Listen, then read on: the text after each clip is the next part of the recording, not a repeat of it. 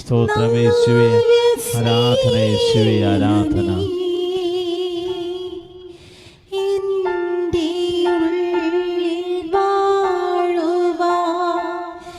പരിശുദ്ധ പരമ ദിവ്യകാരുണ്യത്തിന് നേരവും ആരാധനയും സ്തുതിയും പുകഴ്ചയും ഉണ്ടായിരിക്കട്ടെ. പരിശുദ്ധ പരമ ദിവ്യകാരുണ്യത്തിന് നേരത്തിന് ആരാധനയും സ്തുതിയും പുകഴ്ചയും ഉണ്ടായിരിക്കട്ടെ. പരിശുദ്ധ പരമ ദിവ്യകാരുണ്യത്തിന് നേരവും ആരാധനയും സ്തുതിയും പുകഴ്ചയും ഉണ്ടായിരിക്കട്ടെ. യേശുവേ സ്തോത്രം, യേശുവേ നന്ദി, യേശുവേ ആരാധന. ഹല്ലേലൂയ, ഹല്ലേലൂയ, ഹല്ലേലൂയ, ഹല്ലേലൂയ, ഹല്ലേലൂയ. യേശുവേ നന്ദി, യേശുവേ സ്തോത്രം, യേശുവേ ആരാധന. ഹല്ലേലൂയ, ഹല്ലേലൂയ, ഹല്ലേലൂയ. യേശുവേ നന്ദി, യേശുവേ സ്തോത്രം, യേശുവേ ആരാധന. യേശുവേ സ്തോത്രം, യേശുവേ ആരാധന. യേശുവേ മഹത്വം, യേശുവേ സ്തോത്രം, യേശുവേ ആരാധന. ഹല്ലേലൂയ, ഹല്ലേലൂയ, ഹല്ലേലൂയ.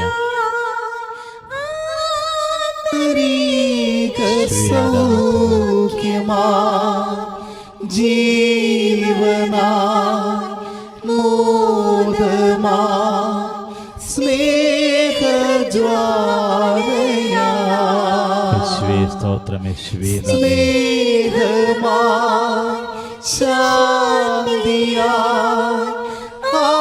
ആന്തരിക സൗഖ്യമാ ജീവനാ മോദമാ സ്നേഹജ്വാലയാ.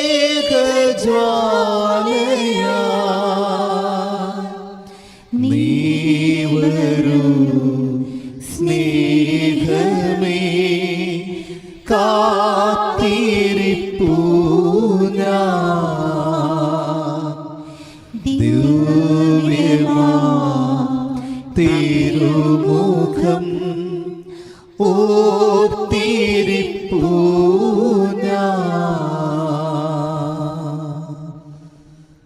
കൃപാസനം പ്രതിഷ്ഠീകരണ മാധ്യസ്ഥ പ്രാർത്ഥന. എല്ലാവരുടെയും നിയോഗങ്ങളെ ചേർത്ത് വെച്ചുകൊണ്ട് പരിശുദ്ധ അമ്മയുടെ പ്രത്യക്ഷീകരണത്തെ മനസ്സിൽ ധ്യാനിച്ച് അമ്മ മാതാവിൻ്റെ വലിയ മാധ്യസ്ഥത തേടി സ്നേഹത്തോടെ വിശ്വാസത്തോടെ നമുക്ക് ഏറ്റുചൊല്ലാം.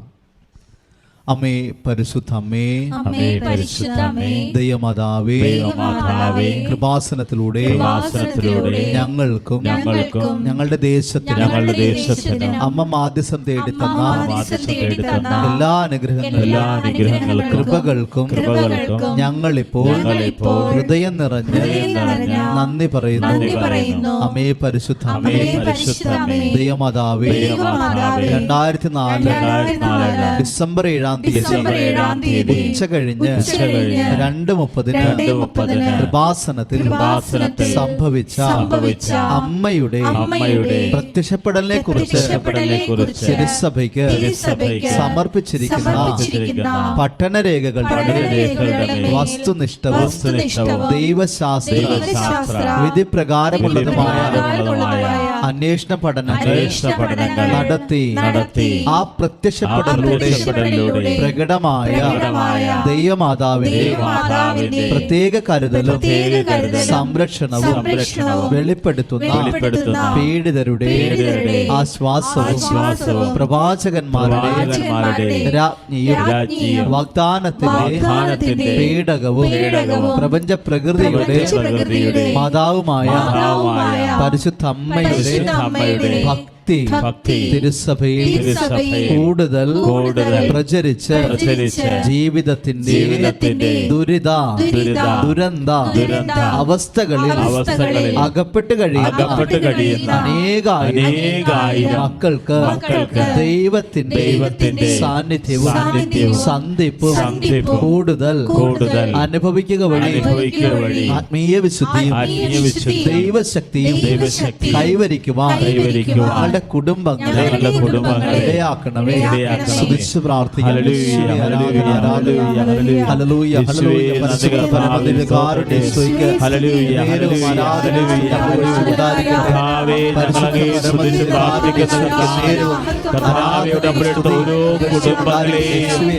ആശീർവദിക്കണമേ.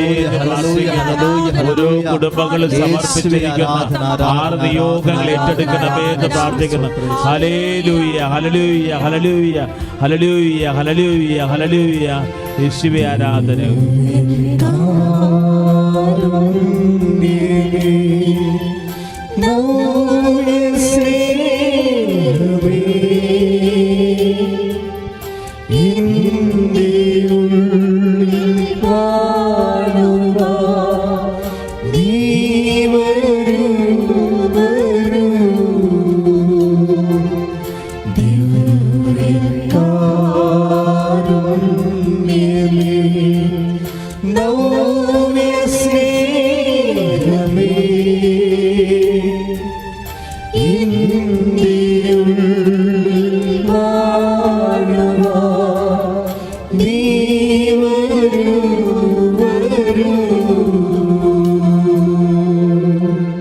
ചൊല്ലി പ്രാർത്ഥിക്കാം. അമ്മേ പരിശുദ്ധമ്മേ, ഭൂസ്വലോകങ്ങളുടെ രാജ്ഞിയായ അങ്ങേക്ക് ഭൗമ സംരക്ഷണത്തിന് പ്രപഞ്ച പ്രകൃതിയെ തിരുസഭ പ്രതിഷ്ഠിക്കുവാൻ ഈ പ്രത്യക്ഷീകരണം ഇടയാക്കണമേ.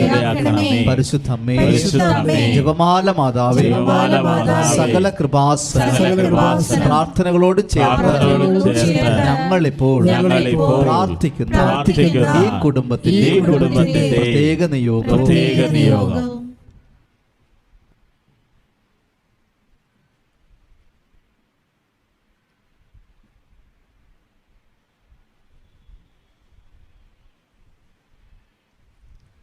അമ്മയുടെ പ്രത്യക്ഷീകരണത്തിന്റെ ഈ അനുഗ്രഹവേളയിൽ ഞങ്ങൾക്ക് സാധിച്ചു തരുവാൻ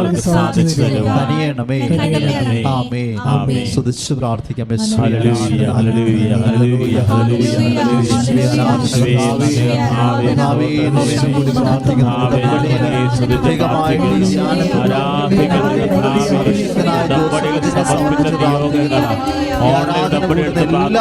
ഉടമ്പടി എടുത്ത എല്ലാ നിയോഗങ്ങളുടെയും അത്ഭുതം.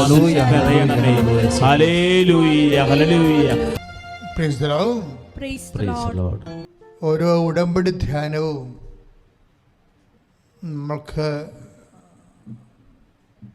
അചിന്തനീയമായ, നിങ്ങൾക്ക് സങ്കല്പിക്കാൻ പറ്റാത്ത വിധത്തിലുള്ള ദൈവാനുഗ്രഹങ്ങളും വിടുതലുമാണ് നമുക്ക് നൽകുന്നത്. ഉടമ്പടി ധ്യാനത്തിൻ്റെ ഒരു പ്രത്യേകത, നമുക്ക് ഉടമ്പടി ചെയ്യുമ്പോഴെന്താ ഒരു വ്യക്തിക്ക് സംഭവിക്കുന്നത്? സാധാരണ ദൈവത്തിൽ നിന്ന് നമുക്ക് ലഭിക്കുന്നത് സൗജന്യ ദാനങ്ങളല്ലേ. നമ്മളതിനെ എന്തെന്നാ പറയണത്? അനുഗ്രഹങ്ങളെന്ന് പറയും. ഈ അനുഗ്രഹങ്ങളെ നമുക്ക് ദൈവത്തിന് വേണമെങ്കിൽ നമുക്ക് തരാം അല്ലേ. അത് നമ്മളുടെ തന്നെ ചിലപ്പോൾ അയോഗ്യത കൊണ്ട് ദൈവാനുഗ്രഹം നമ്മളിലേക്ക് എത്തപ്പെട്ടില്ലെന്നും വരാം, അല്ലെങ്കിൽ നമുക്ക് അനുഭവയോഗ്യമായില്ലെന്നും വരാം. അത് ഓരോരുത്തരുടെ വിശ്വാസത്തിൻ്റെ നിലവാരമനുസരിച്ചിരിക്കാം അല്ലേ. ചില ആൾക്കാർക്കൊക്കെ ഇപ്പോൾ നമുക്ക് ഉടമ്പടിയിലാകുമ്പോൾ എന്താ സംഭവിക്കണത്? ഉടമ്പടി ഒരു വാഗ്ദാന പേടകത്തെ അടിസ്ഥാനപ്പെടുത്തുന്ന, ദൈവത്തിൻ്റെ വാഗ്ദാനത്തെ അടിസ്ഥാനപ്പെടുത്തുന്ന ഒരു ബൈലാറ്ററൽ എഗ്രിമെൻ്റ്, ഉഭയകക്ഷിയായിട്ടുള്ള ഒരു കരാറാണ്. അപ്പോൾ നമ്മളൊരു കക്ഷി, ഈശോ ഒരു കക്ഷി. ആരാണ് മധ്യസ്ഥ? അപ്രതിരോധ്യമായ മധ്യസ്ഥമാണ്. അമ്മയാണ് മധ്യസ്ഥ. ശ്രുതികട്ടെ, ശ്രുതികട്ടെ. ഹല്ലേലൂയ, ഹല്ലേലൂയ, ഹല്ലേലൂയ, ഹല്ലേലൂയ, ഹല്ലേലൂയ, ഹല്ലേലൂയ, ഹല്ലേലൂയ, ഹല്ലേലൂയ, ഹല്ലേലൂയ ഹല്ലേലൂയ യേശുവേ ആരാധന ഹല്ലേലൂയ ഹല്ലേലൂയ ഹല്ലേലൂയ ഹല്ലേലൂയ യേശുവേ ആരാധന കർത്താവേ സ്പർശിക്കണമേ കർത്താവേ കർത്താവേ തീരാമേ ഹല്ലേലൂയ ഹല്ലേലൂയ സ്പർശിക്കണമേ യേശുവേ ആരാധന യേശുവേ ആരാധന ഹല്ലേലൂയ. അമ്മ എന്തും ചെയ്ത് കളയുമെന്ന് പറഞ്ഞാൽ എൻ്റെ അർത്ഥം എന്താണെന്നറിയാമോ? നമ്മൾ പലപ്പോഴും ഈ ധ്യാനവേദികളിൽ കേൾക്കാത്ത വിചിത്രമായ സാക്ഷ്യങ്ങൾ ഉടമ്പടിയിൽ കേൾക്കും. ഒരു ആഗ്നസ് എന്ന് പറയുന്നൊരു തമിഴ് വംശജ, ഒരു തമിഴ്നാടിൻ്റെ അതിർത്തിയിൽ, നമ്മുടെ കേരളത്തിന് അതിർത്തി താമസിക്കുന്ന ആളാണ് ആഗ്നസ്. ആഗ്നസിൻ്റെ സാക്ഷ്യം കേട്ടാൽ നമുക്ക് ചിരി വരും. എന്താ പ്രശ്നത്തിൽ ആഗ്നസ് ഒരു കുടില് പോലൊരു കുടുംബത്തിലാണ് വീട്ടിൽ താമസിക്കുന്നത്. പ്രളയം വന്നപ്പോൾ ഉള്ള കുടില് പോയി ഒലിച്ചു പോയ ഒരവസ്ഥയിലായി. ഇതിൻ്റെ ഇടയ്ക്ക് കുനിമേ കുരു പോലെ ആഗ്നസിൻ്റെ ഭർത്താവ് മദ്യപിക്കും. അറിയാമല്ലോ, അതാത് കാലത്തുള്ള അന്നുള്ള തൊഴിലുകൊണ്ട് ജീവിക്കുന്ന ആൾക്കാർ ഭക്ഷണത്തിനും വസ്ത്രത്തിനും മാത്രമേ ആ പൈസ തികയുന്നുള്ളൂ. പിന്നെ അതുകൊണ്ട് അവർക്ക് വീടില്ലാതെ വന്നത്. അപ്പോൾ ഇതിൻ്റെ ഇടയ്ക്ക് ഭർത്താവ് കുടിക്കുകയും കൂടി ചെയ്താൽ എന്ത് ചെയ്യും? ഇപ്പോൾ ആഗ്നസിനോട് കൂട്ടുകാരത്തി കൃപാസനം പത്രം കൊടുക്കും. പറഞ്ഞ് ഇനി നീ അമ്മയെ വീട്ടിലോട്ട് ക്ഷണിക്കുമെന്ന് പറഞ്ഞ്. അപ്പോൾ അതൊന്നും ആഗ്നസിന് പറഞ്ഞിട്ട് മനസ്സിലായില്ല. അങ്ങനെയല്ല, അമ്മയുടെ ശക്തിയുള്ളൊരു സ്ഥലം ഞാൻ പറഞ്ഞു തരാം, നീ അവിടെ ചെല്ലുക, എന്നിട്ട് അമ്മയെ വീട്ടിലോട്ട് ക്ഷണിക്കുക. കാര്യം കാര്യം ഉടമ്പടി ചെയ്യുമ്പോൾ അമ്മ വീട്ടിൽ വരുമെന്നും പറഞ്ഞ് ഒത്തിരിയേറെ അനുഭവങ്ങൾ, ആൾക്കാരുടെ സാക്ഷ്യങ്ങൾ കൃപാസനത്തിൽ പറഞ്ഞിട്ടുണ്ട്, യൂട്യൂബിലുണ്ട്. അപ്പോൾ ആ ഒരു ഉദ്ദേശത്തിൽ ഇപ്പോൾ വീടുമില്ല, കുടിയുമില്ല, ഭർത്താവാണെങ്കിൽ ഭയങ്കര കുടിയനായ ഒരു മനുഷ്യനുമാണ്. അപ്പോൾ അവൾക്കിത് ഇനി എങ്ങനെയാണ് മുന്നോട്ട് കൊണ്ടുപോകുന്ന ഒരു പിടിയില്ല. അപ്പോൾ ഉടനെ അങ്ങനെ ഇരിക്കുമ്പോൾ നോക്കിയൊരു അവസ്ഥ കണ്ടില്ലേ, പ്രളയം കൊണ്ട് വീടൊലിച്ചു പോയി, വീടിൻ്റെ അകത്ത് ഗതി പിടിക്കണില്ല. അവർക്ക് വീടിന് ഈ ജന്മത്തിൽ മരിക്കണ പോലൊരു വീട് കിട്ടുമോ ഇല്ല എന്നൊക്കെ ഒരു ഐഡിയ ഇല്ല. അതേസമയം തന്നെ ഭർത്താവാണെങ്കിലും കുടിയനുമാണ്, ഭയങ്കര കുടിയനാണ്, വർഷങ്ങളായിട്ട് കുടിക്കുന്നതാണ്. പക്ഷെ ആഗ്നസ് ഇവിടെ വന്നതിന് ശേഷം അമ്മയോട് നേരിട്ട് അവളുടെ സങ്കടം പറയും. ഈ നേരിട്ട് സങ്കടം പറയുന്ന ആൾക്കാരുടെ സാക്ഷ്യങ്ങളൊക്കെ ഗംഭീര സാക്ഷ്യങ്ങളാണ്. കാര്യം ഇവർക്ക് അവരുടെ വിശ്വാസം അവർക്ക് നേരത്തെ ഉണ്ട്. പക്ഷേ അമ്മയെ കാണുമ്പോൾ നമുക്ക് എന്താ തോന്നണത്? കാണുമ്പോഴെന്താ തോന്നണത്? വിശ്വാസം മാത്രമല്ല, വിശ്വാസം എന്ന് പറഞ്ഞാൽ കാണപ്പെടാത്തത് ഉണ്ടെന്നുള്ളതല്ലേ അല്ലേ? ഇപ്പം ഹെബ്രായർ 11:1 നമ്മൾ എന്താ വായിക്കണത്? കാണപ്പെടാത്തതുണ്ട്, പ്രത്യാശയ്ക്ക് നിരപ്പിക്കുന്നുള്ള ഉറപ്പാണ് വിശ്വാസം. പക്ഷേ അമ്മയെ വന്ന് കാണുമ്പോൾ ഇവരുടെ സ്നേഹത്തിന്, ഇവരുടെ ഇവർ ഈ വിശ്വാസത്തിൻ്റെ ലെവലിൽ നിന്ന് ചില വ്യക്തികൾ മാറും. എങ്ങനെ മാറും? സ്നേഹത്തിൻ്റെ ലെവലിലോട്ട് മാറും. പിന്നെ എന്താ? ആശ്രയത്തിൻ്റെ ലെവലിലോട്ട് മാറും. സ്വന്തം അമ്മയെ കണ്ടതിനേക്കാളും ചെറിയ ആൾക്കാർ ചങ്കിങ്ങനെ പിടക്കും. എന്നിട്ട് ഇവരുടെ കാര്യം പറയാം അമ്മയോട്, അമ്മ എൻ്റെ ആ ഗതി ഇതാണ്, എനിക്കില്ല, ഞാൻ പാലക്കാട് നിന്ന് വരികയെ, എൻ്റെ ഇല്ലാത്ത കാശ് ഉണ്ടാക്കിയെടുത്ത് ഞാൻ അമ്മയെ കാണാൻ വന്നതാണ്, എന്നെ സഹായിക്കണം, അല്ലെങ്കിൽ വേറെ ആരുമില്ല. ഇങ്ങനെ അമ്മയുടെ ചങ്കക്കൊള്ള പോലെ ഇവർ തമിഴും മലയാളത്തിലും കൂടി അമ്മയോട് പറയും. പിന്നെ സംഭവിക്കുന്ന കാര്യങ്ങൾ കേൾക്കാൻ ഭയങ്കര രസമാണ്. എന്താ വെച്ച് കഴിഞ്ഞാൽ ഭർത്താവ് എപ്പോഴും വന്നിട്ട് ഭയങ്കര, ഇവർക്ക് ഭർത്താവിൻ്റെ സ്നേഹമാണ്. പക്ഷേ എന്താ പ്രശ്നം? രാത്രി കുടിച്ചിട്ട് വർക്കം കഴിഞ്ഞ് കുടിച്ചിട്ട് വരുമ്പോൾ ഈ മനുഷ്യൻ അവിടെ ഓർമ്മയില്ലാതെ ഭയങ്കര ബഹളം കാണിക്കും. കുടുംബത്തിൽ കുടിയന്മാരുടെ ഒരു ഇതുണ്ടല്ലോ, അവർക്ക് അവർ കുടിച്ചിട്ട് പറയണമെന്നുണ്ടെങ്കിൽ നമ്മൾ അത് മക്കളും അമ്മയൊന്നും മേക്കിട്ട് കയറാതിരിക്കാൻ വേണ്ടി അവർ മുൻകൂർ ജാമ്യം എടുക്കണ പോലെ നമ്മുടെ വായ അടപ്പിക്കുന്ന രൂപത്തിൽ അവർ കയറി ചീത്ത വർത്താനൊക്കെ പറഞ്ഞ് വലിയ സീനാക്കി കളയും കുടുംബം. അത് കുടിയന്മാരുടെ എന്ന് വെച്ചാൽ ഇവരുടെ സ്വരം കാരണം ഇനി ആരും എങ്കിൽ അവിടെ ബഹളം ഉണ്ടാക്കിയത്. അവിടെ കുറ്റബോധം കൊണ്ടുകൂടിയാണ്. ഈ കുടിയന്മാരുടെ കുറ്റബോധം മറച്ചു വെക്കാനും മറ്റുള്ളവർ അമ്മയും മക്കളും കഴുത്തേ കയറാതിരിക്കാൻ വേണ്ടി കുടിയന്മാരെ വീട്ടിൽ സീനുണ്ടാക്കും. ഭയങ്കരമായ വഴക്കും ബഹളവും തന്തക്ക് വിളിയും എല്ലാം കൊണ്ടാക്കി അത് വല്ലാത്തൊരവസ്ഥയും. എപ്പോഴും തന്നെ അത് ശരിക്കും പറഞ്ഞാൽ അവർക്കും അറിയാം, അവരും ഉദ്ദേശിച്ച് ചെയ്യണമല്ല, ഭാര്യയുടെ വായടക്കാൻ വേണ്ടിയുള്ളൊരു മുൻകൂർ ജാമ്യ പദ്ധതിയാണ്. അല്ലാതെ അവർക്ക് നിക്കക്കല്ലില്ലാത്തത് കൊണ്ടാണ്. അപ്പം അതുകൊണ്ട് ഇവർ ഈ കലാപരിപാടി അങ്ങോട്ട് തുടങ്ങും. അത് ചിലപ്പോൾ 9 മണി വരെ, ചിലപ്പോൾ വൈഫ് ഉറങ്ങണ വരെയാണ് ചില ആൾക്കാരുടെ കലാപരിപാടിയൊക്കെ വരണത്. അപ്പം ഇതുപോലെ കേട്ടും കണ്ടും മടുത്ത് ഒരു ദിവസം പക്ഷേ ഉടമ്പടി എടുത്തു കഴിഞ്ഞതിന് ശേഷം ഇയാളിതുപോലെ വലിയ ബഹളമൊക്കെ വീട്ടിൽ കാണിക്കുന്നുണ്ട്. പക്ഷേ ഇവളൊന്നും മിണ്ടണില്ല. കുറച്ച് കഴിയുമ്പോൾ ഈ മനുഷ്യൻ പോയി കിടന്ന് ഉറങ്ങും. ഉറങ്ങിയതിന് ശേഷം പിറ്റേ ദിവസം ഈ ആഗ്നസ് ഹസ്ബൻഡിനെ കാണാൻ ചോദിക്കും, എന്ത് ഇന്നലെ വന്നിട്ട് പെട്ടെന്ന് പോയി കിടന്ന് ഉറങ്ങിയത്? ഇന്നലെ ബഹളമുണ്ട്. പിന്നെ ബഹളമൊന്നും ഇല്ലാഞ്ഞല്ല, ഇന്നലെ ഒറ്റ ദിവസം രാത്രിയെ ബഹളമില്ലാത്ത രാത്രിയുള്ളൂ. അപ്പോഴേ ഈ മനുഷ്യൻ പറഞ്ഞ വാക്ക്, നീ എൻ്റെ തലക്കെട്ടടിച്ചില്ലേ, പിന്നെ ഞാൻ എന്ത് പറയാനാണ്? അപ്പോഴേ എനിക്ക് അതെന്താ പ്രശ്നം വെച്ച് കഴിഞ്ഞാൽ, ഇവർ തലക്കടിക്കാൻ ചെന്നാൽ മതി, നമ്മുടെ തല ഞൊട്ടിക്കൊണ്ട് അയാൾ പോകും. പക്ഷേ അടി കൃത്യമായിട്ട് പാർസൽ പുള്ളിക്ക് കിട്ടി. ആരടിച്ചാണ്? അമ്മ അടിച്ചതാ. അപ്പം അമ്മയെ അടിക്കണത് ഇത് പുതിയ പരിപാടിയല്ല. ഒരു 3 കൊല്ലം മുമ്പുള്ള ഒരു സാക്ഷ്യം നോക്കിയാൽ മതി. അത് കൂനമാവിലെ ഒരു ചേച്ചിയുടെ സാക്ഷ്യമാണ്. കൂനമാവിലെ അത് നമ്മുടെ കൃപാസനത്തിൽ കിടക്കുന്നുണ്ട്. അതായത് മേരി വിപിൻ എന്നും പറഞ്ഞൊരു അത് വെച്ച് കഴിഞ്ഞാൽ മേരി വിപിൻ്റെ ഈ ബിബിൻ എന്ന് പറഞ്ഞ ആൾ ഭയങ്കര കള്ളുകുടിയനും പിന്നെ വഴക്കൊക്കെ ഉണ്ടാക്കുക. പുള്ളിക്ക് ഇതിനേക്കാൾ ഉപരി കള്ളുകുടിയേക്കാൾ ഉപരി പുള്ളിക്ക് കടങ്ങളാണ്, ഭയങ്കര സാമ്പത്തിക കടങ്ങളാണ്. പുള്ളിയുടെ ജോലി സ്ഥലത്തു നിന്നൊന്നും പുള്ളിക്ക് കാശ് കിട്ടണില്ല. അതാണ് മെയിൻ പുള്ളിയുടെ പ്രശ്നം. ബിബിൻ്റെ മേശരി പണിയാണ്, അടുത്ത കോൺട്രാക്ട് എടുത്തൊക്കെ പറഞ്ഞവർക്ക് കാശ് കിട്ടണില്ല. ആരും പണി ചെയ്യിക്കുക, ആൾക്കാർ കാശ് കൊടുക്കത്തില്ല. ഇയാൾക്ക് കൊടുക്കേണ്ട പാട്ടിൽ തീർച്ചയായിട്ടും പലിശയൊക്കെ വാങ്ങിച്ചു കൊടുക്കുമ്പോൾ ഇയാൾക്ക് പലിശ കൂടും. അപ്പോൾ ഇയാൾ ഇങ്ങനെ എല്ലാം കൂടി ഇയാളുടെ തകർന്ന് നടക്കുകയാണ്. അപ്പോൾ ഈ മേരി വന്ന് ഉടമ്പടി എടുക്കും. ഉടമ്പടി എടുത്തിട്ട് പറഞ്ഞാൽ, അമ്മേ ഞങ്ങളുടെ അവസ്ഥ ഇതാണ്, ഞങ്ങൾക്ക് ജീവിക്കാൻ പറ്റണില്ലെന്ന് പറയും. അപ്പോൾ ഒരു ദിവസം ഇതുപോലെ ഉടമ്പടി എടുത്ത് വീട്ടിൽ അവളൊരു കല്യാണത്തിൽ പോയി. ഈ മനുഷ്യൻ കല്യാണത്തിനൊന്നും പോകത്തില്ല. അപ്പോൾ അതിനുമെല്ലാം ഇപ്പം നമുക്ക് വിളിക്കുന്ന കല്യാണത്തിനൊക്കെ വൈഫാണ് പോണത്. പോയി അവിടെ നിന്ന് വെച്ചാൽ നല്ല മോന്ത കാണിച്ച് വലിയ കൊടുത്തിട്ടൊക്കെ അവിടെ നിന്ന് പോകും, അല്ലെങ്കിൽ ആ ബന്ധങ്ങൾ പോയില്ലേ.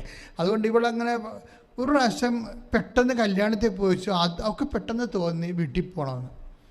വീട്ടിലേക്ക് പിന്നെ അവിടെ തിരിച്ചു പോരും. വീട്ടിൽ വന്നൊക്കെ കഥ കടച്ച് കിടക്കുകയാണ്. കഥ കടച്ചുകൊണ്ട സമയത്ത് ഇവൾ തല്ലി സംഭവം തുറക്കാവുന്ന രീതിയിലാണ് കിടക്കുന്നത്. അപ്പോൾ നോക്കിയപ്പോൾ എന്ന് വെച്ച് കഴിഞ്ഞാൽ ഒരു സ്റ്റൂള് ഒരു കുടുക്ക് മോളിൽ ഇട്ടിട്ടുണ്ട്. എന്നിട്ട് ഈ മനുഷ്യൻ ഇതിൻ്റെ താഴെ ബോധം കെട്ട് കിടക്കണം. അപ്പോൾ ഇയാളെ കൊട്ടി ഉടക്കി, എന്ത് മനുഷ്യൻ, എന്ത് പരിപാടി അവിടെ നിന്ന്? അപ്പോൾ പറഞ്ഞു, എടി ഈ മുറി മാതാവുണ്ട് എന്ന് പറഞ്ഞ്, ഈ മുറി മാതാവുണ്ട്. ഉടമ്പടി എടുത്തു കഴിയുമ്പോൾ സംഭവിക്കണം. അന്ന് മുതലൊക്കെ സഞ്ചാരി മാതാവ് എന്നുള്ള കൺസെപ്റ്റ് ഡെവലപ്പ് ചെയ്യാൻ തുടങ്ങിയത്.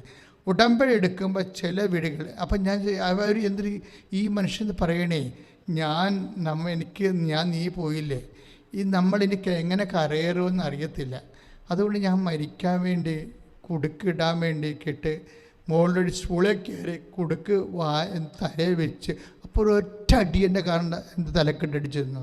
അതാണ് ഞാൻ വീണു പോയെന്ന് പറഞ്ഞു. അത് ഈ മുറിയിൽ മാതാവുണ്ട്.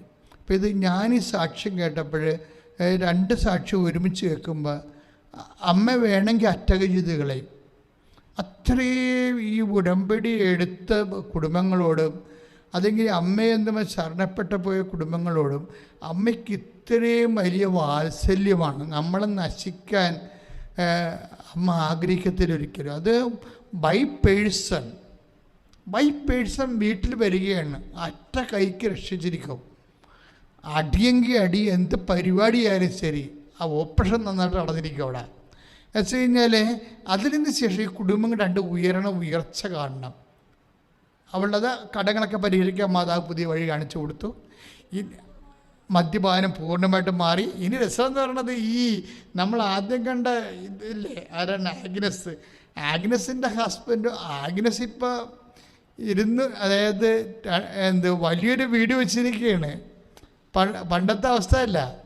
കടങ്ങളെല്ലാം മാറി, മദ്യപാനം മാറി, കുടുംബത്തെ അമ്മ ലിഫ്റ്റ് ചെയ്യും. അപ്പം നമ്മൾക്ക് നേരെ നോക്കുമ്പോൾ നമുക്ക് തോന്നുന്നു ഈ ജന്മത്തിൽ 50 കൊല്ലത്തിനുള്ളിൽ ഈ കുടുംബം രക്ഷപ്പെടത്തില്ലെന്ന് കണ്ടാൽ തോന്നിപ്പോകും.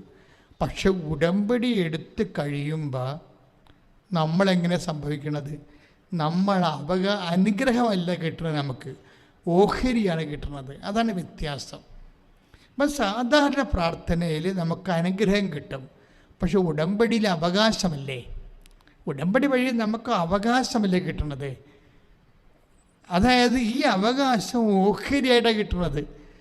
അത് കാരണം നമുക്ക് എന്തുമാത്രം നമ്മുടെ ജീവിതത്തിന് നമ്മുടെ നിലവാരം ആവശ്യമാണോ അത്രയും അനുഗ്രഹങ്ങളായിട്ടാണ് നമുക്ക് വരണത്. എല്ലാ മേഖലകളിലും ചെറിയ കാര്യമല്ല. നിങ്ങൾക്ക് കൃപാസനത്തിൻ്റെ സാക്ഷ്യങ്ങളെല്ലാം പരിശോധിക്കാം. അത്ര സുന്ദരമായ രീതിയിലാണ് അമ്മ ഇടപെടുന്നത്. പക്ഷേ എൻ്റെ മക്കളെപ്പോഴും ശ്രദ്ധിക്കേണ്ട കാര്യമേ, ഈ ഉടമ്പടിയിൽ നമ്മൾ അനുഗ്രഹമല്ല നമുക്ക് കിട്ടുന്നത് അവകാശമാണ്. അപ്പം അല്ലെങ്കിൽ ദൈവഭാഗത്തും ദൈവവും നമ്മളും തമ്മിലുള്ള ബന്ധം മക്കളാണെങ്കിൽ അവകാശികളാണെന്ന് പൗലോസ് അപ്പോസ്തലൻ പറയത്തില്ലേ? ഒന്ന് ശ്രദ്ധിക്കട്ടെ. ഹല്ലേലൂയ, യേശുവേ ഹല്ലേലൂയ, ഹല്ലേലൂയ, ഹല്ലേലൂയ. കരങ്ങൾ ഉയർത്തിക്കൊണ്ട് സ്തുതിക്കട്ടെ. ഹല്ലേലൂയ, ഹല്ലേലൂയ, ഹല്ലേലൂയ, ഹല്ലേലൂയ, ഹല്ലേലൂയ. യേശുവേ ഞങ്ങളൊക്കെ സ്തുതിക്കുക. ഹല്ലേലൂയ, ഹല്ലേലൂയ, ഹല്ലേലൂയ. യേശുവേ ആരാധന, യേശുവേ ആരാധന, യേശുവേ ആരാധന, യേശുവേ ആരാധന, യേശുവേ മഹത്വം, യേശുവേ ആരാധന. ഹല്ലേലൂയ, ഹല്ലേലൂയ, ഹല്ലേലൂയ. യേശുവേ ആരാധന, ആരാധന. ഹല്ലേലൂയ, ഹല്ലേലൂയ, ഹല്ലേലൂയ. യേശുവേ ആരാധന, ആരാധന. യേശുവേ ആരാധന, യേശുവേ മഹത്വം, യേശുവേ സ്തോത്രം, യേശുവേ നമുക്ക് നമ്മൾ അവകാശികളാണെന്ന് പറയുന്നത് ആരാണ്? ദൈവവചനമാണ്. നമുക്ക് കേൾക്കാം. റോമ 8:17. റോമാലേഖനം 8-ാം അധ്യായം 17-ാം വാക്യം. നാം മക്കളെങ്കിൽ അവകാശികളുമാണ്. നാം മക്കളെങ്കിൽ അവകാശികളുമാണ്. ഏറ്റു പറഞ്ഞേ, നാം മക്കൾ എങ്കിൽ അവകാശികളുമാണ്. ദൈവത്തിന്റെ അവകാശികളും. ദൈവത്തിന്റെ അവകാശികൾ. ഏറ്റു പറയുക, ദൈവത്തിന്റെ അവകാശികളും ക്രിസ്തുവിന്റെ കൂട്ടവകാശികളും. ക്രിസ്തുവിന്റെ കൂട്ടവകാശികളും. Praise the lord. ഹല്ലേലൂയ, ഹല്ലേലൂയ. അതിമനോഹരമായ ഒരു വെളിപാടാണത്. പക്ഷേ ക്രിസ്തുവിൻ്റെ കൂട്ടവകാശം എന്ന് പറയുമ്പോഴേ കുറെ വലിയ കാര്യമാണത്. എന്താ കാര്യം വെച്ചാൽ ക്രിസ്തു നേടിയെടുത്ത കൃപയിലാണ് നമ്മൾക്ക് കൂട്ടവകാശം ലഭിക്കുന്നത്. മനസ്സിലായില്ലേ? ക്രിസ്തു നേടിയെടുത്ത കൃപയിൽ ഇത്, അതായത് നമ്മുടെ അനുഗ്രഹവും ദൈവബന്ധവും എല്ലാം ഒരു ബോധമാണ്. ശരിക്കും ആദ്യ ലെവലിൽ ഇത് ബോധമായിട്ടാണ് വർക്ക് ചെയ്യണത്. ഞാൻ ചില ആൾക്കാരോട് ബോധമില്ലെന്ന് ചോദിക്കും. എന്താ കാര്യം? അതായത് ആദ്യം എല്ലാ വിഷയങ്ങളും ബോധമായിട്ടാണ് രൂപപ്പെട്ടു വരുന്നത്. ഇതുപോലെ തന്നെയാണ് നമ്മുടെ അനുഗ്രഹവും നമ്മുടെ അവകാശവും എല്ലാം ബോധമാണ്. ഒന്ന് പ്രാർത്ഥിക്കുക. ദൈവമേ, ഞങ്ങളുടെ ബോധമണ്ഡലങ്ങളെ ദൈവീകരിക്കണമേ. ആത്മാവിനാൽ അഭിഷേകം ചെയ്തുകൊണ്ട് ഞങ്ങളുടെ അവകാശത്തെക്കുറിച്ച്, ദൈവ പൈതങ്ങളുടെ സ്വർഗീയ അവകാശങ്ങളെക്കുറിച്ച് ക്രിസ്തു വഴി ഞങ്ങൾക്ക് ലഭിച്ച അവകാശങ്ങളെക്കുറിച്ച് ഞങ്ങൾക്ക് ആഴമായ ബോധ്യം നൽകണം. ശ്രദ്ധിക്കട്ടെ. ഹല്ലേലൂയ, ഹല്ലേലൂയ, ഹല്ലേലൂയ, ഹല്ലേലൂയ, ഹല്ലേലൂയ. ആരാധന കർത്താവേ. വലിയ ബോധ്യങ്ങളിലേക്ക് ഞങ്ങളെ നയിക്കുന്ന കർത്താവേ. അഭിഷേക വചനങ്ങളാൽ ഞങ്ങളെ ശക്തിപ്പെടുത്തുന്നത് പറയുന്ന കർത്താവേ. ആഴപ്പെടുത്തി പ്രവർത്തിയാകുന്നത് ദിവ്യകാരുണ്യത്തിന് നേരവും ആരാധനയും സ്തുതിയും പുകഴ്ചയും ഉണ്ടായിരിക്കട്ടെ.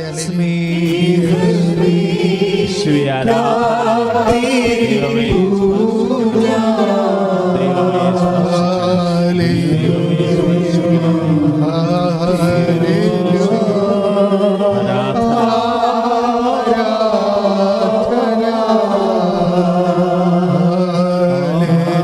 പരിശുദ്ധ പരമ ദിവ്യകാരുണ്യം ആരാധനയും സ്തുതിയും പുകഴ്ചയും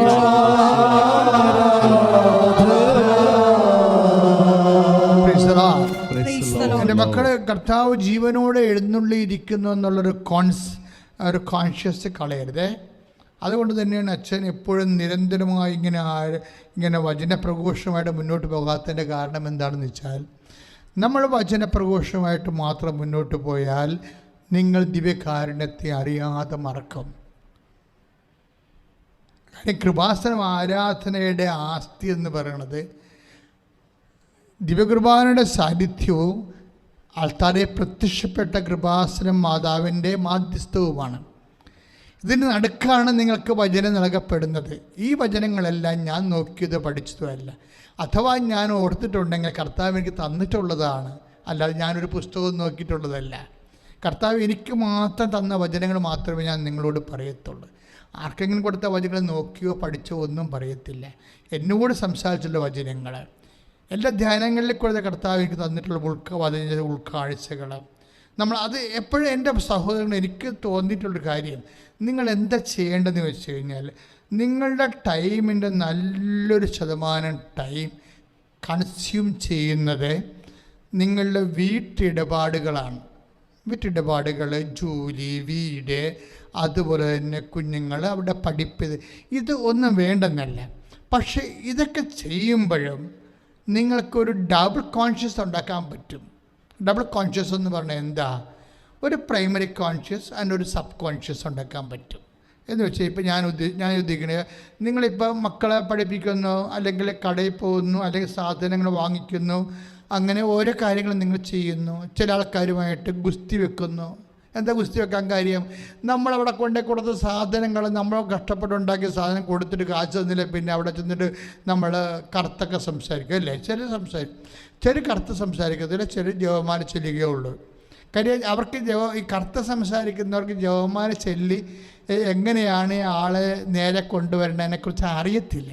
അപ്പം അവരത് അറിയണത് വരെ അവർ കറുത്ത് സംസാരിച്ചുകൊണ്ടിരിക്കും. ഞാൻ അതിനെ നിഷേധിക്കണില്ല. കാര്യം വെച്ചാൽ നമ്മുടെ കാര്യങ്ങൾ പറയാൻ നമ്മൾ ബാധ്യസ്ഥരാണ്.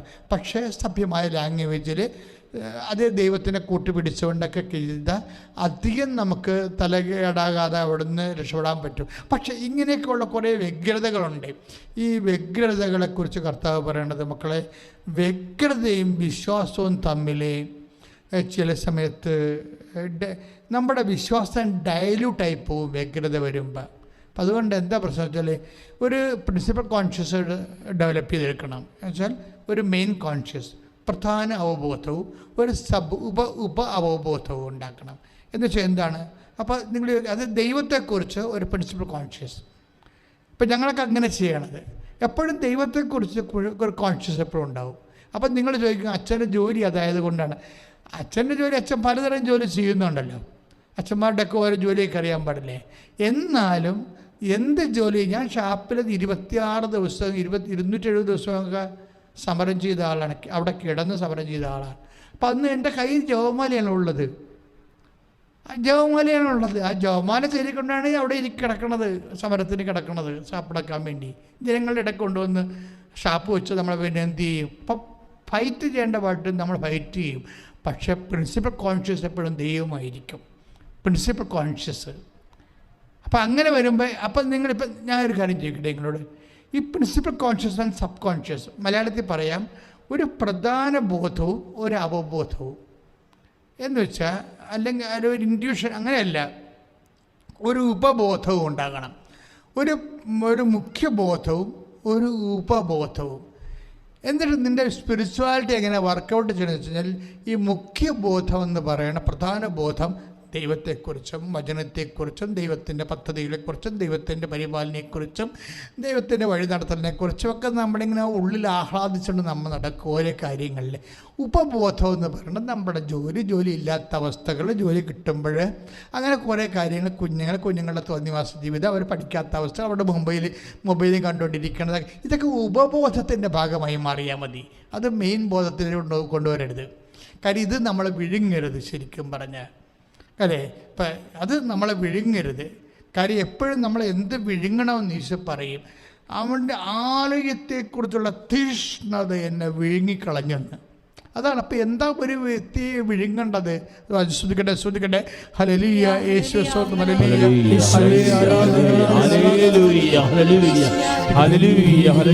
ഹല്ലേലൂയ, കരങ്ങൾ ഉയർത്തി സ്തുതിക്കട്ടെ. ഞങ്ങളങ്ങേ സ്തുതിച്ച് ഞങ്ങളെ ശക്തിപ്പെടുത്തണമേ. നേരവും ആരാധനയും സ്തുതിയും പുകഴ്ചയും ഉണ്ടായിരിക്കട്ടെ. പരിശുദ്ധ പരമദിവ്യകാരുണ്യത്തിന് നേരവും ആരാധനയും സ്തുതിയും പുകഴ്ചയും ഉണ്ടായിരിക്കട്ടെ. പരിശുദ്ധ പരമദിവ്യകാരുണ്യത്തിന് നേരവും ആരാധനയും സ്തുതിയും പുകഴ്ചയും ഉണ്ടായിരിക്കട്ടെ. ആരാധന പരിശുദ്ധ പരമ ദിവ്യകാരുണ്യ ഈശോയ്ക്ക് നേരവും ആരാധനയും സ്തുതിയും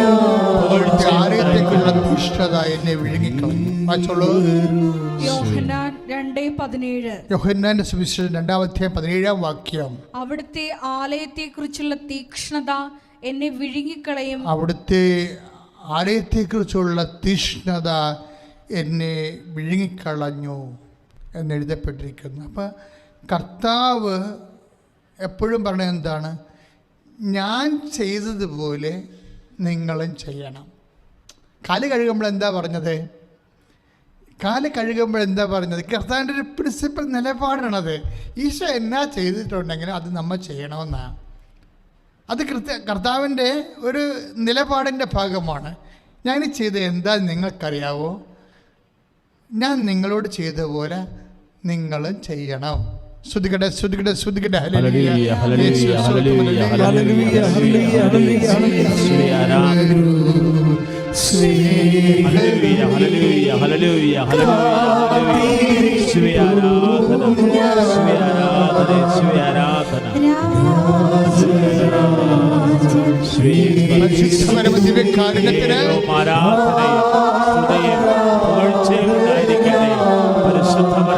കാരുണ്യത്തിന് നേരവും ആരാധനയും സ്തുതിയും പുകഴ്ചയും ഉണ്ടായിരിക്കട്ടെ.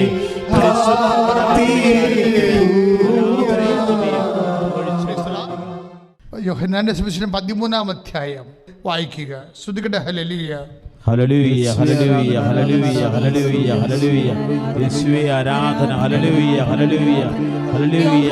13:8 പത്രോസ് പറഞ്ഞു, നീ ഒരിക്കലും എൻ്റെ പാദം കഴുകരുത്. യേശു പറഞ്ഞു, ഞാൻ നിന്നെ കഴുകുന്നില്ലെങ്കിൽ നിനക്ക് എന്നോട് കൂടെ പങ്കില്ല. ശിമയോൻ പത്രോസ് പറഞ്ഞു, കർത്താവേ, എങ്കിൽ എൻ്റെ പാദങ്ങൾ മാത്രമല്ല കരങ്ങളും ശിരസ്സും കൂടി കഴുകണം. 13:14 നിങ്ങളുടെ കർത്താവും ഗുരുവുമായ ഞാൻ നിങ്ങളുടെ നിങ്ങളുടെ പാദങ്ങൾ കഴുകിയെങ്കിൽ നിങ്ങളും പരസ്പരം പാദങ്ങൾ കഴുകണം. ഈശോയുടെ ഒരു പ്രിൻസിപ്പൽ നിലപാടാണിത്. എന്താണ്? ഈശോ ചെയ്ത കാര്യങ്ങൾ നമ്മളും ചെയ്യണമെന്ന്. ഈശോ എന്താ ചെയ്ത കാര്യങ്ങൾ? ഇപ്പം കാല് കഴുകുന്നതാണല്ലോ ലീസ്റ്റായിട്ടുള്ള കാര്യങ്ങൾ. നമുക്ക് ചെയ്യാൻ ഭയങ്കര പാടുള്ള കാര്യങ്ങൾ. എളിമപ്പെട്ട് വിനയപ്പെട്ട് ശുശ്രൂഷിക്കപ്പെടാനല്ല, ശുശ്രൂഷിക്കുവാനും അനേകരുടെ മോചനദ്രവ്യവുമായി തൻ്റെ ജീവൻ നൽകാനാണ് വന്നിരിക്കുന്നുവെന്ന് പറയുന്നതിൻ്റെ ഭാഗമായിട്ടാണ് ഈശോ അത് നമുക്ക് മാതൃക നൽകണത്. അച്ഛൻ പറഞ്ഞു വരുന്നതിൻ്റെ കാര്യം എന്താ അറിയാവോ? ഈശോയുടെ പ്രിൻസിപ്പൽ നിലപാടാണത്. ഈശോ നമ്മളോട് ചെയ്ത കാര്യങ്ങൾ നമ്മളും ചെയ്യണം. ഇപ്പം ഈശോ എന്താ ചെയ്തത്? അവൻ്റെ ആലയത്തെക്കുറിച്ചുള്ള തീഷ്ണത എന്നെ വിഴുങ്ങിക്കളഞ്ഞു. അതല്ലേ നമ്മൾ വായിച്ചത്. അപ്പം ഈശോ അതാണ് ചെയ്തത്. അപ്പം ദൈവത്തെക്കുറിച്ചുള്ള തീഷ്ണതയായിരിക്കണം നമ്മളെ വിഴുങ്ങേണ്ടത്. ഒക്കെ വീടില്ല, ജോലിയില്ല, സാമ്പത്തിക കടമാണ്, ഒക്കെ ശരി. കൃപാസനത്തിൻ്റെ അൾത്താറ എന്നുകൊണ്ട് അച്ഛനിലൂടെ ഈശോ നിങ്ങളോട് സംസാരിക്കുമ്പോൾ 10,000 ഇതെല്ലാം നേടിയ, അവിടെ കണ്ണുനീരെല്ലാം സന്തോഷമാക്കിയ ഒരു സ്ഥലമാണിത്. അവിടെ നിന്നുകൊണ്ട് ആ രീതിയിൽ നിങ്ങൾ കാണുന്നുണ്ട്. കാര്യം രക്ഷിക്കാനാവാത്ത വിധം അവിടുത്തെ കരങ്ങൾ കുറുകിപ്പോകാത്ത, അത് നമ്മൾ അമ്മയുടെ മധ്യസ്ഥത്തിൽ അനുദിനം അനുഭവങ്ങളുടെ സാക്ഷ്യങ്ങൾ കേൾക്കുന്ന ഒരു വലിയ ഇടമാണിത്. അപ്പം അതുകൊണ്ട് തന്നെ നിങ്ങൾ ശ്രദ്ധിക്കേണ്ട വിഷയം, ഒന്ന് പ്രാർത്ഥിക്കുക. കർത്താവേ, അങ്ങേപ്പോലെ ദൈവത്തെക്കുറിച്ചുള്ള തീഷ്ണതയാൽ എന്നെയും അഭിഷേകം ചെയ്യണം.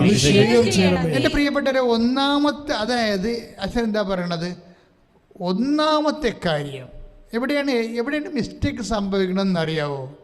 ഈ ഒന്നാമത്തെ കാര്യം മിസ്പ്ലേസ്മെൻ്റ് ആകുമ്പോഴാണ് കുഴപ്പങ്ങളുണ്ടാകുന്നത്. ഒന്നാമത്തെ കാര്യം എന്താണ്? നിങ്ങൾ ആദ്യം ചെയ്യേണ്ടത് എന്താണ്? 6:63 പറയുന്നത് മർത്തായി ശ്രീഹയുടെ സുവിശേഷം, നിങ്ങൾ ആദ്യം ഏറ്റു പറഞ്ഞ് ആദ്യം നിങ്ങൾ ദൈവരാജ്യത്തെയും അതിന്റെ നീതിയെയും കുറിച്ച് അന്വേഷിക്കുക, ബാക്കിയുള്ളത് ചേർത്ത് നൽകാം. അപ്പൊ ആദ്യം ദൈവരാജ്യത്തെ അന്വേഷിക്കുന്നതിനാണ് ഞാൻ പറഞ്ഞത് ഈ തീഷ്ണത എന്ന് പറയുന്നത്. ഞാൻ ഒരു കാര്യം ചോദിക്കട്ടെ, ഒരു പൊടിക്കുഞ്ഞൊക്കെ ഉള്ള അമ്മമാരെന്താ ചെയ്യണത്? പൊടിക്കുഞ്ഞെന്ന് വെച്ച് കഴിഞ്ഞാൽ ഇപ്പം പാൽ കുടിക്കുന്ന കുഞ്ഞുങ്ങളുള്ള അമ്മമാരെന്ത് ചെയ്യും? അവരടുക്കളയിലൊക്കെ എന്തെല്ലാം ജോലിക്കൊക്കെ ചിലപ്പോൾ അവരൊറ്റയ്ക്ക് ഉണ്ടാകത്തുള്ളതല്ലേ. അപ്പം അവർ മറ്റു വീട്ടിലെ അത്യാവശ്യം ജോലിയൊക്കെ അടുക്കള ചെയ്യുമ്പോഴും അവർക്കതൊരു ബോധമുണ്ട്. പക്ഷേ അവരുടെ മനസ്സിൽ ഒരു ഉപബോധവുമുണ്ട്. എന്താണ്? കുട്ടി തൊട്ടിൽ കിടന്ന് ഉറങ്ങുകയാണ്. അപ്പോൾ കുഞ്ഞ് ഉണർന്നു കഴിഞ്ഞാൽ അവിടെ ഓടിയെത്താം. അപ്പോൾ ഈ ഉറങ്ങുന്ന കുഞ്ഞുങ്ങളുടെ സ്വഭാവം അറിയാവില്ല. അവർ ഈ ഉണർന്ന് വരുമ്പോൾ തന്നെ വലിയ വായി നിലവിളിക്കത്തില്ല. അവരിങ്ങനെ ചിടുങ്ങിയേ പിന്നെ അമ്മയെ കണ്ടില്ലെങ്കിൽ വലിയ വായി നിലവിളിക്കത്തുള്ളൂ, ഇല്ലേ?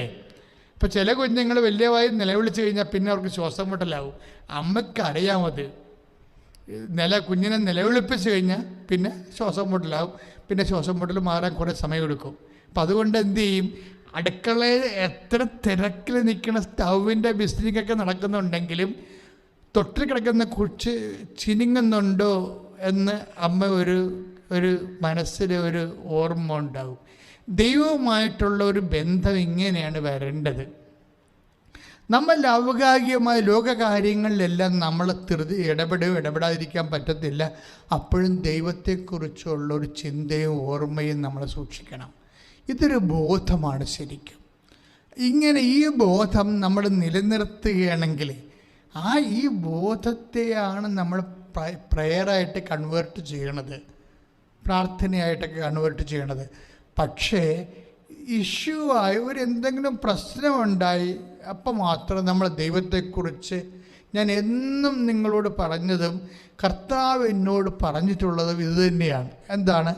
ഈ വിഷയം ഉണ്ടാകുമ്പോൾ നിങ്ങൾ ആ സമയത്തുള്ള ഒരു ദൈവത്തെ വിളിക്കുകയും ഒരു ധൃതിയും ബഹളവും ഒക്കെ അങ്ങനെ കാണിക്കരുത്. എന്താ പ്രശ്നം വെച്ചാൽ അത് നിങ്ങളുടെ ബന്ധത്തിൻ്റെ പ്രശ്നമാണ്. നിങ്ങൾക്ക് ദൈവവുമായിട്ടുള്ള ബന്ധം ഇഷ്യൂ ബേസ്ഡാണ്. എന്തെങ്കിലും ഇഷ്യൂ ഉണ്ടാകുന്നു, അപ്പോഴൊരു റിലേഷൻ ഉണ്ടാകുന്നു. ആ ഇഷ്യൂ തീരുമ്പോൾ ബന്ധവും മാറിപ്പോകും. അപ്പം അങ്ങനെ വരരുത്. അങ്ങനെ വന്നു കഴിഞ്ഞാൽ കാര്യം ദൈവവുമായിട്ട് എല്ലാവരുടെ ബന്ധങ്ങളും അവസാനിക്കത്തില്ലേ? എല്ലാവരുടെ ബന്ധങ്ങളും അവസാനിക്കും. അവസാനം വീണ്ടും നിലനിൽക്കുന്ന ബന്ധം ദൈവവുമായിട്ടുള്ള ബന്ധം മാത്രമായിരിക്കും. ആ ഒരു ബോധം നമുക്കുണ്ടാകണം. എല്ലാം നമ്മൾ എന്ത് പ്രാധാന്യം കൊടുത്താലും എല്ലാ ബന്ധങ്ങളും ഒരു ടൈമിൽ ഇപ്പം നമ്മളില്ലാത്തൊരവസ്ഥയിൽ ഈ ഉണ്ടാകുന്ന ലോകം നമ്മളുമായിട്ടൊരു ബന്ധമില്ലാത്തൊരു ലോകമാണ്. അതൊക്കെ നിങ്ങളൊന്ന് വേണമെങ്കിലൊന്ന് മരിച്ചു നോക്കണത് നല്ലതായിരിക്കും. അത് വേണ്ട, ചുമ്മാ ഒന്ന് ആശുപത്രി കിടന്നാൽ മതി. ചുമ്മാ ഒന്ന് ആശുപത്രി കിടന്നാൽ ഒരു 10 ദിവസം അടുക്കളുടെ ഭരണം പോണ വഴിയെറിയത്തില്ല. അതല്ല ഈ ആൾക്കാർ ചെടുത്തിയന്മാരൊക്കെ ആശുപത്രിയിൽ നിന്ന് എഴുന്നേറ്റ് ഓടിക്കളാണ് അത് വീട്ടിലോട്ട്. ഞാൻ പോണു ഡോക്ടറെ, ഞാൻ പോണു പോട്ടർ എന്ന് പറയുമ്പോൾ കുത്തി വെച്ചെങ്കിൽ വെച്ച് സൂചി ഒടിഞ്ഞെങ്കിൽ ഒടിഞ്ഞ് അവർ 4 കാല വീണുമായിട്ട് വീട്ടിൽ തന്നെ എന്താ കാര്യം? വീട്ടിൽ അവരോട് ചോദിച്ചുകൊണ്ടിരുന്ന അമ്മ തോർത്തെന്തേ, അമ്മ സോപ്പ് എന്തേ എന്ന് ചോദിക്കുമ്പോൾ ചെടുത്തി തോർത്തെന്തേ, ചെടുത്തി സോപ്പ് എന്തേ എന്ന് ചോദിക്കാനൊരു ശീലമായി പോകും. പിന്നെ അത് മോശം ശീലമാകും. നിങ്ങളുടെ മുമ്പിൽ നിങ്ങളോട് ചോദിച്ചിരുന്ന ഭർത്താവ് എടി പക്ഷെ എന്താ പക്ഷായ എന്ന് ചോദിക്കുന്ന സമയത്ത് ഇപ്പം ചോദിക്കുന്നില്ല, കാര്യം നിങ്ങളില്ല, നിങ്ങൾ ആശുപത്രിയിലാണ്. ആ സ്ഥാനത്തൊക്കെ വേറെ ആൾക്കാർ വരും. ചിലപ്പോൾ ചേട്ടൻ്റെ ഭാര്യ ഇരിക്കും, ചിലപ്പോൾ അവിടുത്തെ നിങ്ങളുടെ തന്നെ മകളായിരിക്കും. നിങ്ങളുടെ മകളാണെന്ന് പറഞ്ഞാലും ചേട്ടൻ്റെ ഭാര്യയാണെന്ന് പറഞ്ഞാലും അത് നിങ്ങളുടെ മകൻ്റെ മകളാണെന്ന് പറഞ്ഞാലും മരുമകളെന്നാണ് പറഞ്ഞാലും നിങ്ങളല്ലല്ലോ അവിടെയാണ് പ്രശ്നം കിടക്കുന്നത്. ആരാണെന്ന് പറഞ്ഞാലും നിങ്ങളല്ലല്ലോ. അതുകൊണ്ടാണ് ചേട്ടത്തി അവിടുന്ന് ഓടണത്. ചേട്ടത്തി ഓടുമ്പോൾ നിങ്ങൾ ഓർക്കും, അയ്യോ ചേട്ടത്തി വീട്ടുകാരോട് എന്തെടുത്ത് ആപ്പോൾ എൻ്റെ നാത്തൂന് എനിക്ക് അവിടെ കിടന്നൊരു സമാധാനമില്ല. എന്നെ എന്താ കാര്യം? വീട്ടിൻ്റെ കയ്യിൽ കലാപടന്തം പോലെ പാറാപടന്തൽ പോലെ ആയിപ്പോലെ ഈ വല്യമ്മയുടെ വർത്താനാണിത്. എന്നുവെച്ചാൽ ഇങ്ങനെ എല്ലാം ഞാൻ വരുമ്പോൾ ഇവിടെ ഒരു കളിയും കച്ചവടമാണ്. എന്താണ്? അവിടെ ഷഡ്ഡി, അവിടെ ചെരുപ്പ്, ഇവിടെ എന്ത് എവിടെ വെച്ചതെന്ന് ആർക്കും അറിയാൻ പാടില്ല. ഇതാണ് കളി എന്നൊക്കെ പറഞ്ഞുകൊണ്ട് ഭയങ്കര കിണറ്റിൻ്റെ പുരാണമൊക്കെ ആവും. എന്താ സംഭവം? എന്താണ്? ഇവരുടെ അധികാരം പോയി. സെക്കൻഡുകൾക്കുള്ളിൽ വെറുതെ ഒരു 3 പ്രാവശ്യത്തെ ഒരു 5 ദിവസത്തെ പനി കഴിഞ്ഞപ്പോൾ തന്നെ ഇവിടെ ആപ്യസ് പൂട്ടി വീട്ടില്ല. നിങ്ങൾ ഓർക്കുക ഇത്രയേ ഉള്ളു കാര്യങ്ങളെന്ന്. എപ്പോഴായാലും ഇപ്പം നിങ്ങളിപ്പോൾ ആശുപത്രിയിൽ നിന്നൊക്കെ ഓടി വരാൻ പറ്റും, ഒരിക്കലും ഓടി വരാൻ പറ്റാത്തൊരു സ്ഥലത്തേക്ക് പോകേണ്ടി വരുമെന്ന് ഓർക്കണം. ഒരിക്കലും ഓടി വരാൻ പറ്റാത്ത സ്ഥലത്തേക്ക് ഇങ്ങോട്ട് ഫ്ലൈറ്റും ഇല്ല, ഒരു സംഭവമില്ല. ആ ഒരു സ്ഥലത്തേക്ക് ഒരു മനുഷ്യന് എപ്പോഴായാലും പോകേണ്ടി വരും. അന്ന് ഇവിടുത്തെ കളിയും കച്ചവടം കാണാൻ മാത്രമുണ്ട്. അതുകൊണ്ട് അന്ന് പ്രാധാന്യമില്ലാത്ത വിഷയത്തിന് നിങ്ങളായിട്ട് ഇന്ന് പ്രാധാന്യം കൊടുത്തിട്ട് ദൈവത്തെ അവഗണിക്കരുത്. You got a point. മനസ്സിലായോ ഞാൻ പറയണത്? എന്താ ഞാൻ പറയണത്? അന്ന് നിങ്ങൾക്ക് പ്രാധാന്യമില്ലാത്ത ബന്ധങ്ങളെ ഇന്ന് നിങ്ങൾ നച്ചർ ചെയ്യരുത്. കർത്താവിന് അതിൻ്റെ പേര് അവഗണിക്കരുത്. നിങ്ങൾ പ്രിൻസിപ്പിൾ ബോധം, അതായത് മുഖ്യമായ ബോധത്തിലെ 1ാമത്തെ സ്ഥാനം കർത്താവിന് തന്നെയായിരിക്കണം. ബാക്കിയെല്ലാം സബ്ബാണ്. പ്രാർത്ഥിക്കുക, കർത്താവായ ദൈവമേ, എല്ലാ ബന്ധങ്ങളെക്കാളും എല്ലാ സംരംഭങ്ങളെക്കാളും കർത്താവേ നിന്നെ മാത്രം ചേർന്ന് നിൽക്കുവാനും നിനക്ക് വേണ്ടി ജീവിക്കുവാനും നിന്നെ ഓർത്ത് ജീവിക്കുവാനും ബോധത്തിൽ പുലരുവാനും എന്നെ അഭിഷേകം ചെയ്യണമേ. ശ്രദ്ധിക്കട്ടെ. കർത്താവായ ദൈവമേ, ഞങ്ങളെ സ്തുതിക്കുന്നു.